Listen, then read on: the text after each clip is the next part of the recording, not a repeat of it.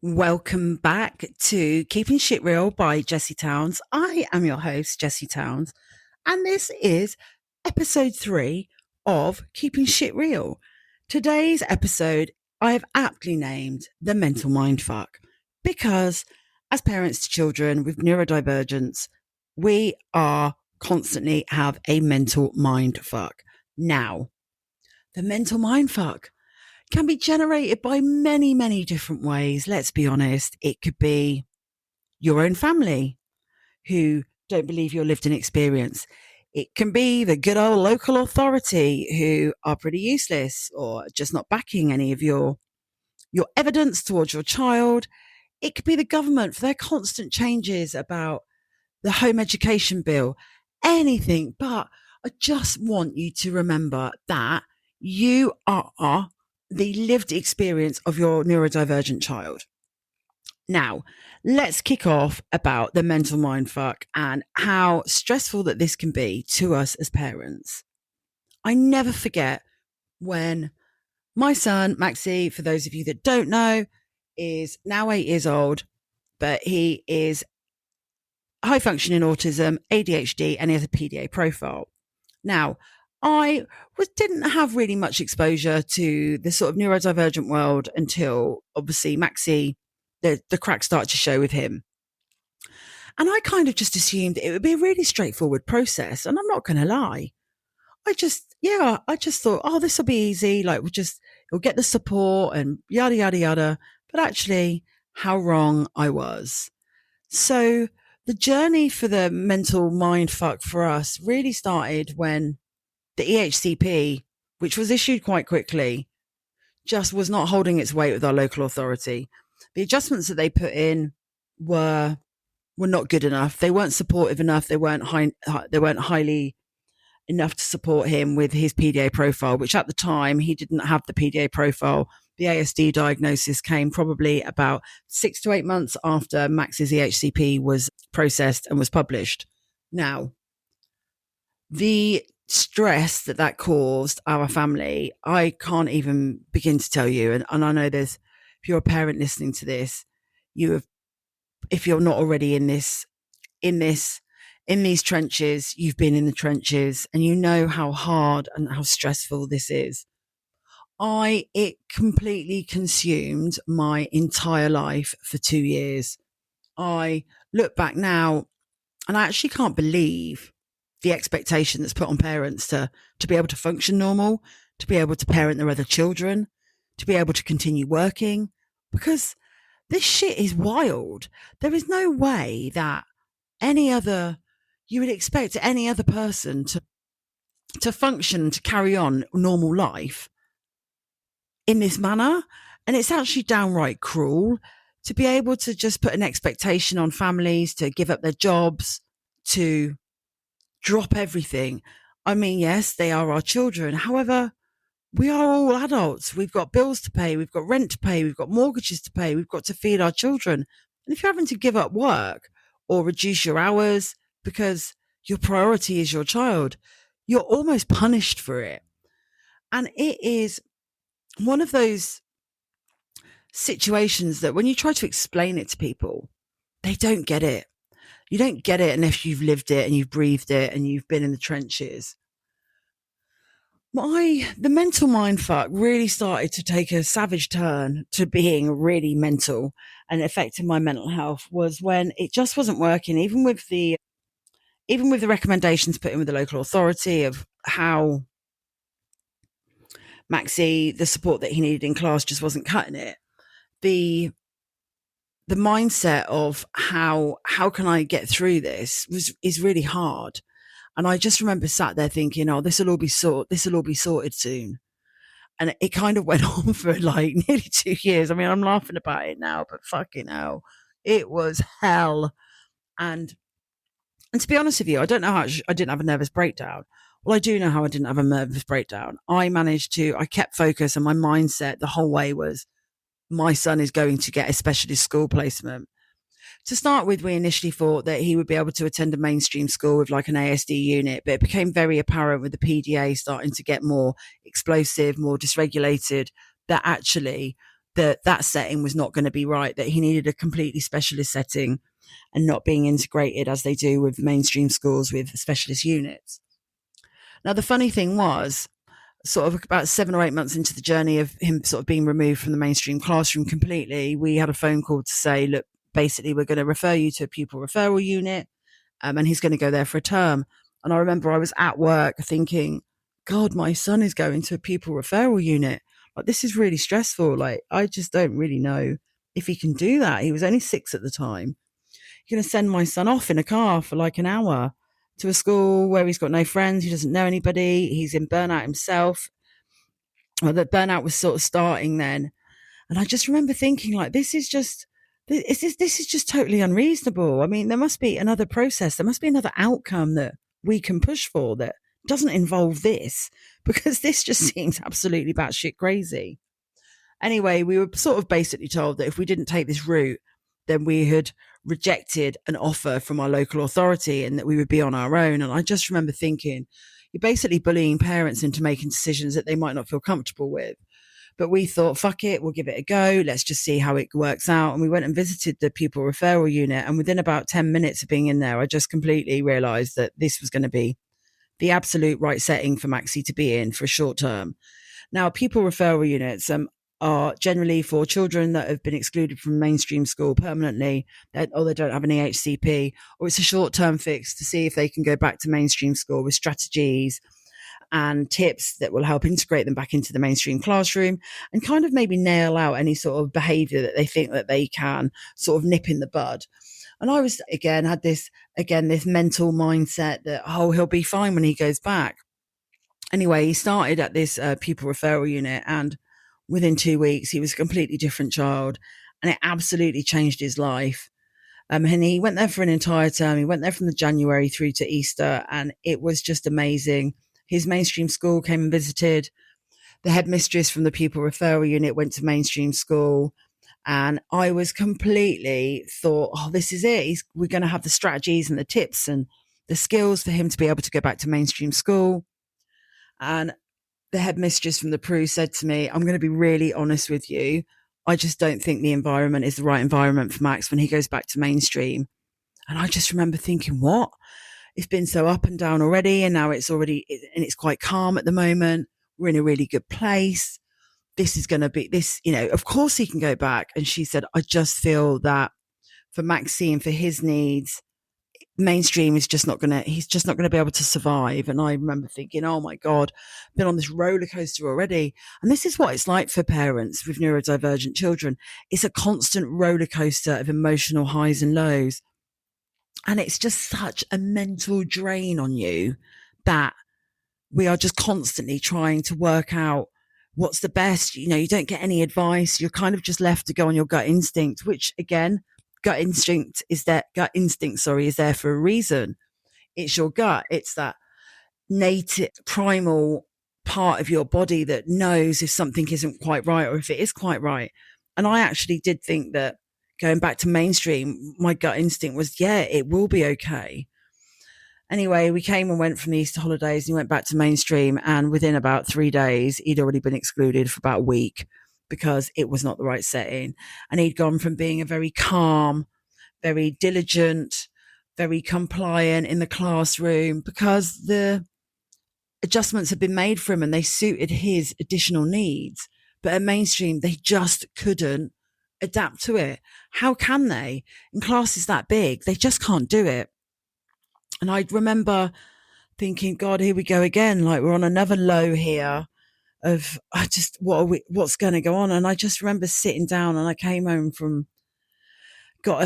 back from school after having to collect him. And then the formal letter came through from his mainstream school, sort of why he'd been excluded for 5 days. And I just remember sitting here thinking, oh God, I'm getting upset now. I just remember sitting there thinking like, why is this happening to us? Like, why my child? Or like, why? Sorry. God, I haven't spoken about this in depth really for ages, and I just forget how fucking stressful it all was. And I just remember thinking, this is so unfair. Like, how is this happening? And it was going so well 3 weeks ago when he was at the pupil referral unit. And then all of a sudden he'd gone back to mainstream, and it was just so awful. His little face, every time I went to pick him up, I could just tell by the look in his eyes that God, sorry, I wasn't expecting this one to be this emotional. I just remember looking at him in his eyes, and he just said to me, "Mummy, why have you sent me back here?" And I literally, my heart was absolutely broken into two. And I just remember thinking, I have totally got this wrong. I have completely made a fucking mess of this. And I actually don't know what to do now, with, a year in, and I don't know what the best thing is. And oh God, sorry, hold on a sec. I just was absolutely devastated that I had completely got it wrong. And it was just this mental head fuck of thinking things were going so well, and that I had completely made the wrong decision, and that I'd allowed my child to go back into this environment that clearly was not the right environment for him. And I just remember thinking, Jesus Christ, like, what are we going to do? And, long story short, it carried on. He was not permanently excluded, but he faced a lot of suspensions. But in the back of my mind, I always knew that I was going to be able to get him into the right education setting, and I wasn't giving up. I was like, my mindset was, that was it. This is what is going to happen. And I am not backing down. And sometimes you really have to see the woods through the trees, and you really need to focus on it. And it is absolutely, it's such hard work to be able to do that. I work, my husband works. I'm really proud of my career, and I did not want to give that up, but I was having to take very long periods of time off work. I was having to take long periods of unpaid parental leave. So we were getting a financial hit, as well as like the emotional and the physical hit about him not being at school and being suspended, the reduced timetable of him only being able to attend school for, at this point, he was attending school for about 3 hours a week. And I was just completely all over the shop. Our life at home was hell, trying to get him into school. And I just remember thinking, like, this can't continue. When we went back, it became really apparent that he just couldn't attend. So we made the decision to cut him down to 3 hours a week, whilst we obviously went back to our local authority, and we were constantly saying to them, like, no, this isn't right. I'd looked at so many schools. And again, that's a total, that's a mindset, a mental mindset, a killer. You put all your hopes on these schools, and then they're like, no, we can't meet need for him. So we had all these rejections. We went to about 16 or 17 schools. And then randomly I found an SEMH school, which is a social, emotional and mental health school. And I called them, and they said, oh, actually, we do have places as long as he's got an EHCP. And I said, yeah, can we come and see? So we went and looked, and I was like, this is amazing. And I knew instantly that that was the right setting for my son. And there was a few sort of signs that I saw. The first one being that the color of the school uniform that they wear is exactly the same color as his mainstream school. And, Maxie had a really traumatic time at mainstream, but it's not because the school was rubbish. It was because his need doesn't suit a mainstream school. He has a PDA profile. So being in a large school with a lot of children in an open plan, it's not going to work for him. And then the second sign was that, and not many people know this, I don't think, but my mum died nearly 10 years ago. She was very poorly for a very long time. She had leukemia, and she died before she ever met the twins. And my mum's name is Della, which is that's not a normal name. I mean, I don't, apart from Adele, the singer, I don't know anybody else called Della. And one of the teaching assistants who saw us on the way out, I was like, oh, what's your name? And she said, oh, it's Della.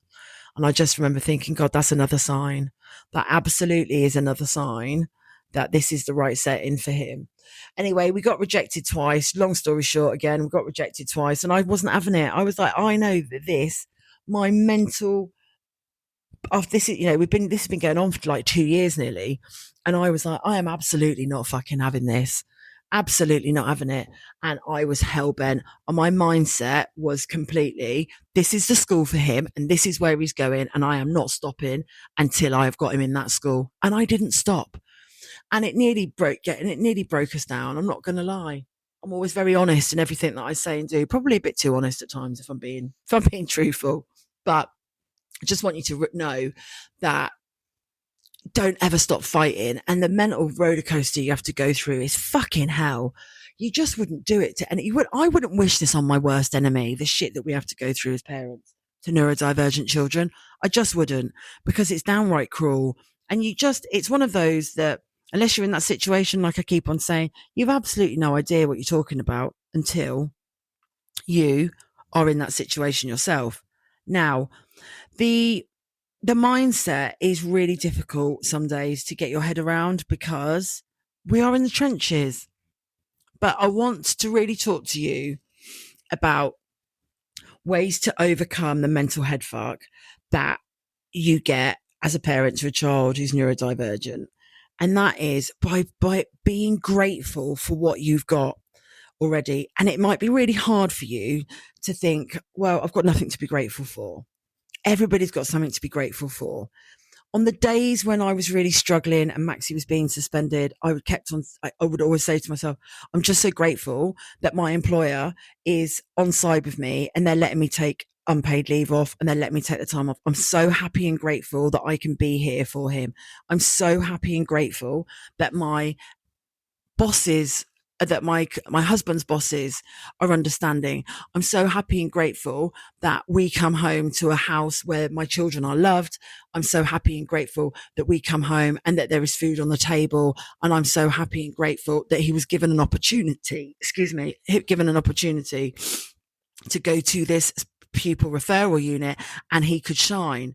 This allowed us to be able to prove to our local authority that in that 3-month period that he was the model student. So we had quality evidence then to submit when we, after formally complaining and then complaining to the local government and social care ombudsman, which if you are listening to this and you've had formal complaints and you're not being listened to, you've been gaslit, you've been told to go to mediation, I cannot stress the importance of you complaining to the LGOS, the local government and social care ombudsman. Now, this goes up to the highest level of your local authority, and they have to legally respond to the LGOS within a 30-day time frame. A lot of local authorities, you do already have to have logged a formal complaint with them, but let's be honest, they're shit at replying. I mean, I still laugh about this. I think I said about this last week, actually, in the pod. I never actually, my second formal complaint, I never actually got a reply. I mean, it's wild, isn't it?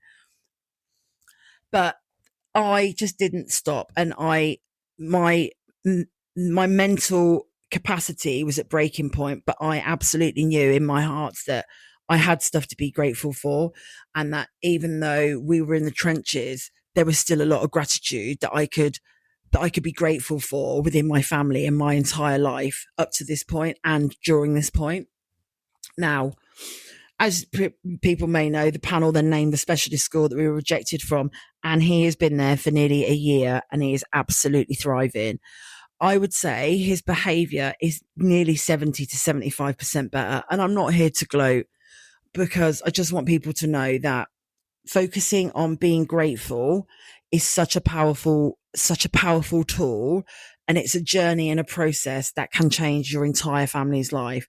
People always kept on saying to me, oh my God, like, how you're so happy and like, how are you being so positive? And I was like, there's always something that we can be thankful for, even when we are absolutely in the trenches. Now, I was just chatting to somebody earlier this morning about just life and stuff. You know, my mum died 10 years ago, as I've just said.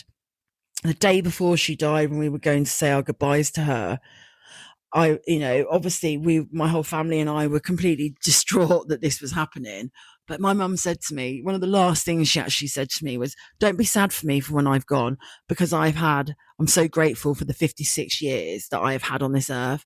And there are some people that have trauma and traumatic events happen to them and have the worst of lives. But please be grateful and don't be sad for me, because I'm at peace with the fact that I am going to die. And I remember thinking, God, like this is crazy. The mindset and just the mental load that we carry is just, it's insane when you've got a neurodivergent child.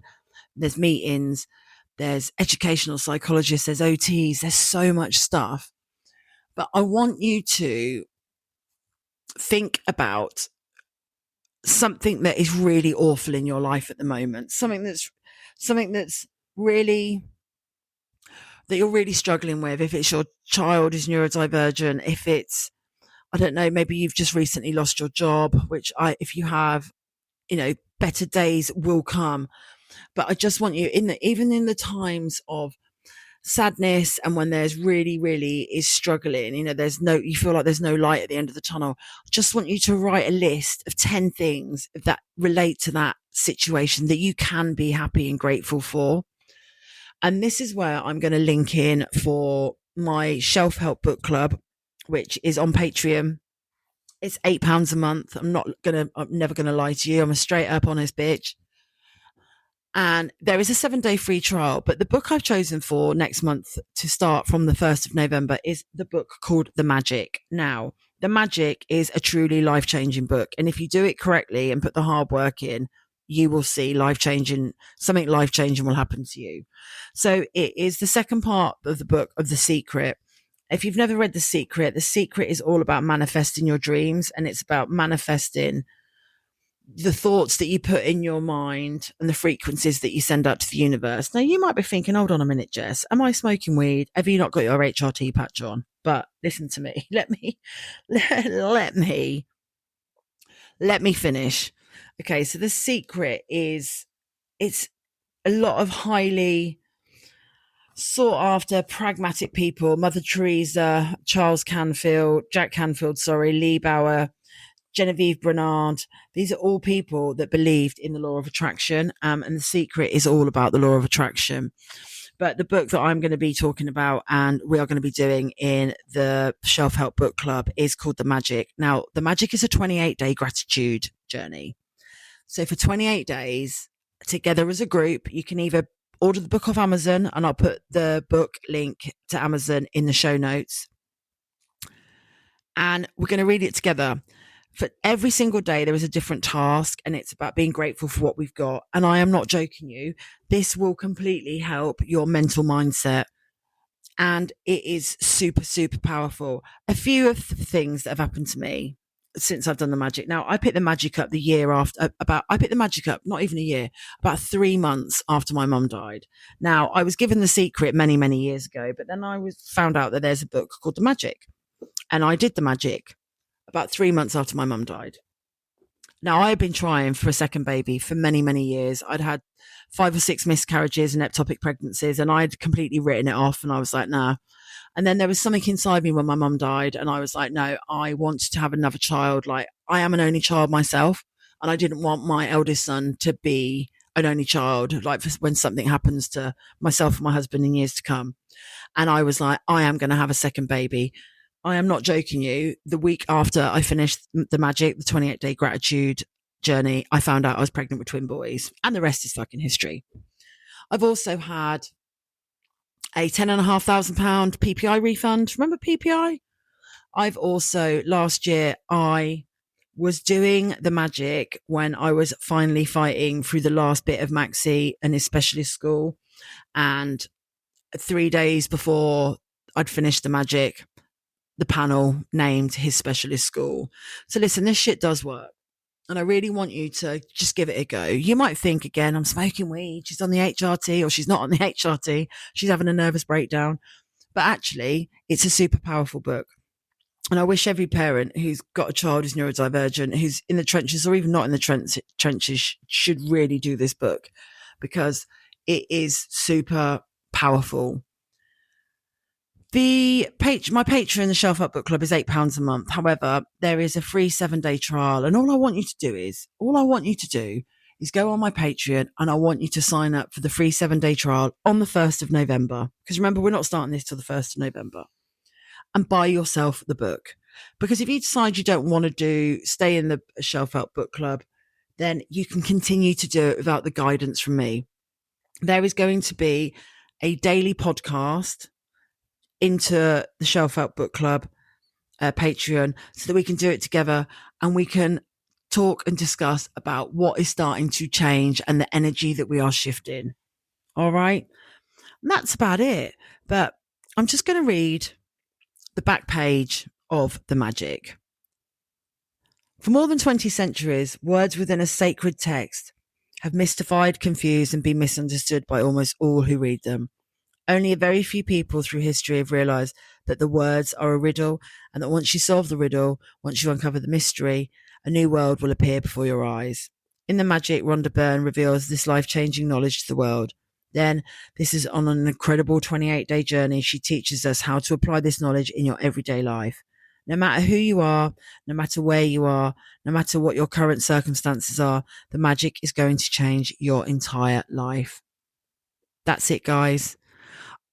I'll see you next week for episode 4 of Keeping Shit Real. Thank you for listening to the mental fucking mindset, and take care and have a great week. Bye bye.